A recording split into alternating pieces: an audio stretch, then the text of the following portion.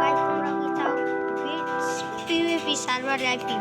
তোমরা আইপি দেখি তোমরা ইআইপিটা বড় ইআইপি নিয়ে নাও। ইআইপি যে পোকেমন এটা নিয়ে নাও। এটা তোমরা এটার মধ্যে তোমরা যাইবে, তোমার দেখে দি ফুল টুপ দেখে দি। চলো